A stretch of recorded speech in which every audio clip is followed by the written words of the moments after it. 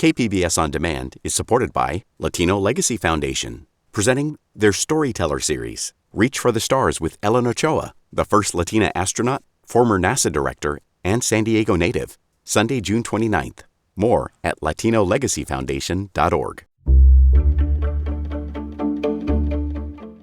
Good morning, I'm Emmeline Mohebi in for Debbie Cruz. It's Tuesday, June 25th. Police believe they've found the body of a hiker who went missing. More on that next, but first, let's do the headlines. State Senator Steve Padilla was in San Diego yesterday to promote two bills that are up for committee votes today. The first wants to put a stop to the creation of a landfill around the Tijuana watershed, and the second will hold corporations near the border responsible for the waste they produce. Here's Padilla speaking with our media partner, 10 News. Well, it's going to take a while, but we have to put the pieces in place. And my bills, as I explained earlier, are, I think, important contributions to that effort, right? I think we need to protect the Tijuana River watershed, and we need to hold folks accountable that are helping to contribute to the problem. If the bills are approved, they will next go before a second committee. The County Board of Supervisors will deliberate on and adopt the county's budget today. The more than $8.5 billion revised spending plan was released earlier this month. It includes funding for behavioral health, homelessness, affordable housing, justice reform, and public health and safety. It also includes funding to support the DA's office, the Migrant Transition Day Center, and a safe parking lot in Grantville. You can watch and participate in today's board meeting. The deliberations start at 9 a.m. at the County Administration Center in downtown. If you can't make it in person, you can live stream it on the county's YouTube channel, Facebook Live, or X. The new budget will take effect on Monday. There's an excessive heat warning still in effect in the desert areas until 8 Thursday night. Temperatures could reach more than 110 degrees there. But the National Weather Service says today's weather will be a few degrees cooler by the coast and in the inland and mountain areas compared to yesterday. In the inland and mountain areas, temps will be in the high 70s, and by the coast, it'll be in the low 70s. Temps will drop a couple degrees each day throughout the week in most parts of the county. From KPBS, you're listening to San Diego News Now. Stay with me for more of the local news you need. KPBS On Demand is supported by Splatero, helping homeowners pay for home improvements by offering streamlined access to your home's equity with no additional monthly payments or new debt. Splatero provides a lump sum payment in exchange for a share of your home's future value. Pre-qualification available at splatero.com.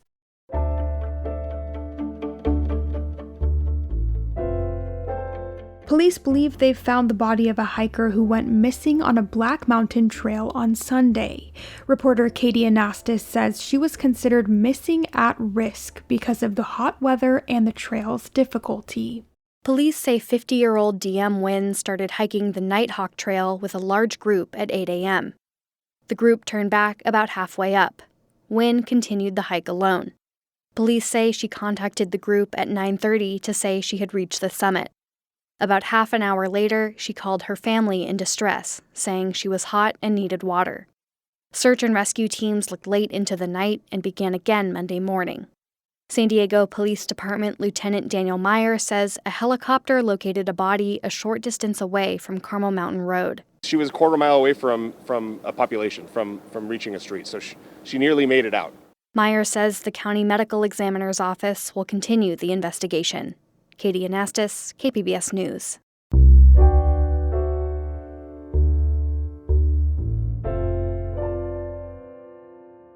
Green Oak Ranch in Vista is home to camps, a recovery program, and an RV park. But a large part of the land is up for sale, with several agencies lined up as potential buyers. In part 2 of a series, North County reporter Tanya Thorne breaks down the offers and what they might mean for the current tenants. For a long time, Green Oak Ranch was Vista's best-kept secret. Green Oak Ranch Ministries managed camps, retreats, a men's recovery program, and an RV park on the 140-acre property.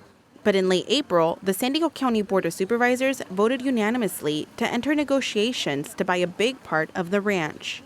110 acres. What I envision for this property is sober living, 24/7 staff and services, 24/7 security, monitoring who comes and goes for both the neighborhood and the program's participants' safety. Longer-term care, not a revolving door, no walk-ins, only referrals, and all residents to be in programs. Supervisor Jim Desmond introduced the idea of a campus of healing that would bring much-needed service to North County and San Diego as a whole. North County is a board and care desert. And this location would be a great opportunity to significantly expand our regional board and care facility. Supervisors agreed to enter into negotiations to buy the property for $12 million. But it could cost the county over $300 million to bring the campus of healing to life. Enter interested party number 2, Solutions for Change. That's a nonprofit organization in Vista helping people get out of homelessness. Chris Megason is the organization's CEO. He says they've been in negotiations with Green Oaks Ranch Land Board to purchase the property for a year.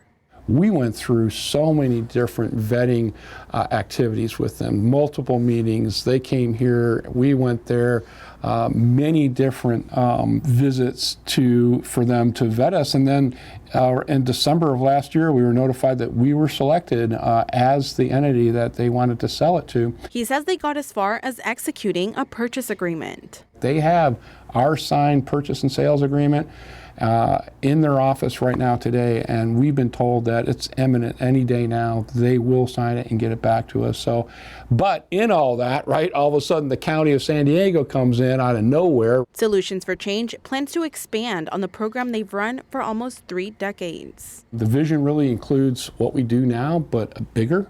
So we would have a workforce development center there. We would need the City of Vista's approval to do that.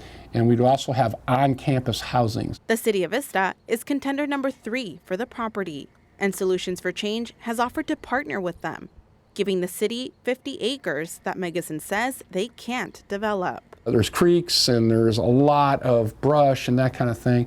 So we'd be happy to gift that to the city. That saves them, $12 million plus, in taxpayer funds. Vista City Council member Dan O'Donnell says the offer is intriguing, but he's got concerns, including whether Solutions for Change can even make that offer in the first place. In the meantime, the city is doing its own appraisal of the ranch, and O'Donnell sees opportunities. You can put ballparks here, you can put different park activities, community centers, other things that will benefit the city, but also benefit Green Oak at the end of the day. So I would love for the city to be able to have an opportunity to activate this space in a way that's going to benefit the entirety of Vista, as well as keep Green Oak able to operate their ministry that they do here. He says Vista is in need of more green space, and the city shouldn't miss this opportunity. And losing Green Oak Ranch to the county could mean losing local control of what they decide to do with it. Is when we don't have access or the ability to kind of work through what programs they want to bring here, you don't know how many people they can actually help. And what vision they have now may change. And I think that's a huge concern for the residents. He would also like to see Green Oak Ranch Ministries continue their work. Hannah Gailey, the executive director of the ministry, says all plans jeopardize more than their program. It is a huge loss for the recovery program. It is a loss for the community. There are not a lot of camp and retreat centers of this size in the area anymore. And so it really has a huge impact on our community, camp-wise, on our program, especially funding-wise. It is difficult to sleep at night not knowing where all of the residents in the RV park will end up. County Supervisor Jim Desmond and the City of Vista are hosting a town hall about the future of Green Oak Ranch on June 30th. But a final resolution could be years away. Tanya Thorne, KPBS News.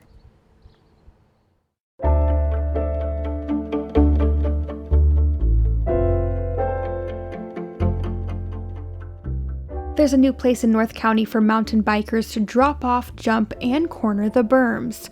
North County reporter Alexander Wynn says the badly needed park was years in the making.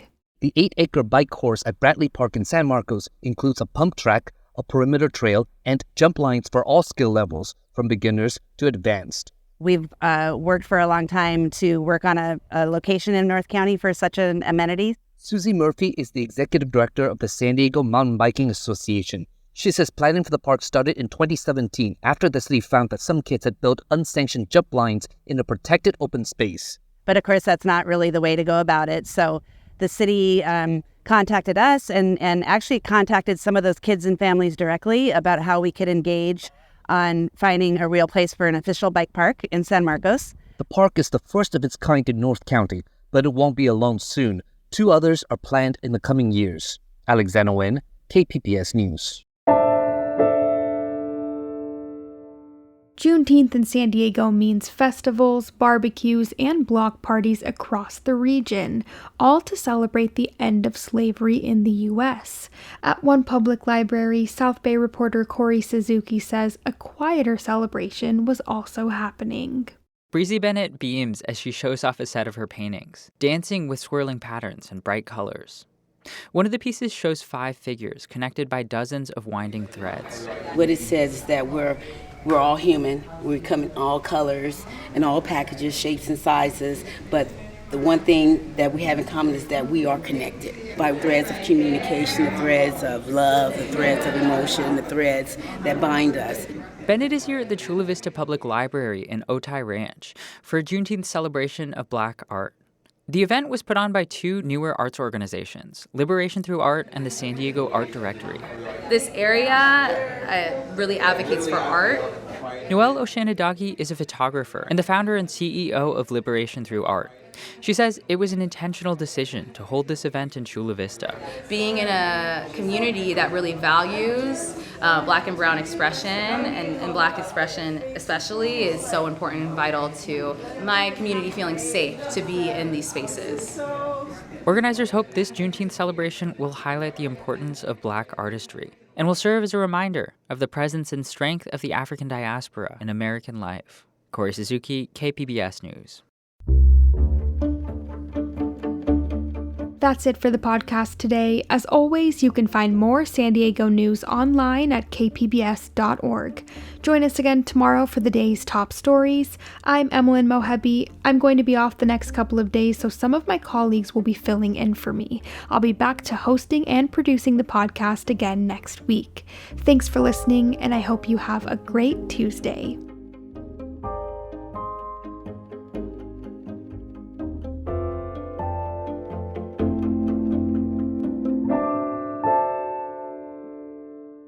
KPBS On Demand is supported by the San Diego County Toyota dealers, presenting a new 2025 Tundra designed to combine performance and comfort with up to 437 horsepower and 10-speed automatic transmission. See your Toyota dealer. The San Diego County Toyota dealers. We make it easy.